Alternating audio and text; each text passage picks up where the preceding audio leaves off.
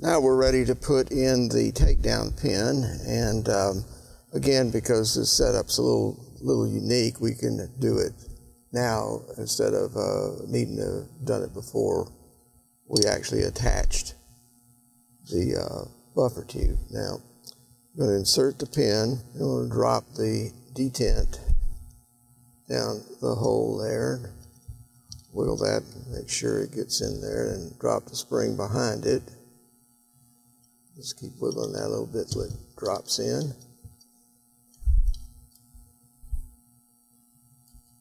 There, it's catching now, so it's in there far enough.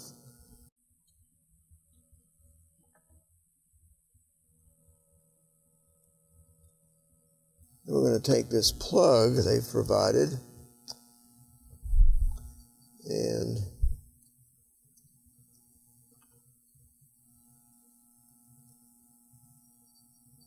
I'm going to attempt to get started.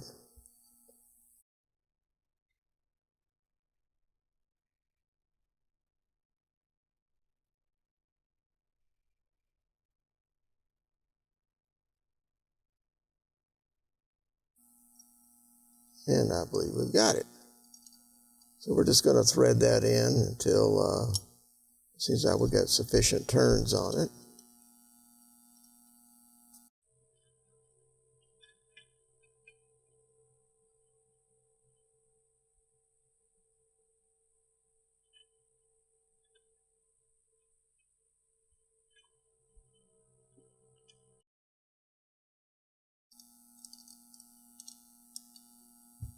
There we go.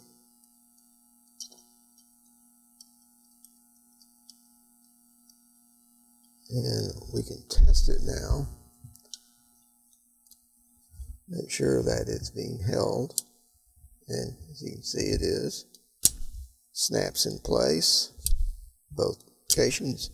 So we have that. So again, other than not having the fire control group in there, the trigger, and the buffer, spring and buffer, which obviously we could put in there, but this needs to be tightened up still. I'll do that.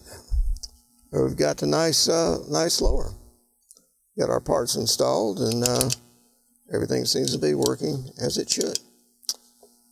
Next step, we'll be going back to the upper tomorrow after it's had a chance to set and start putting that together.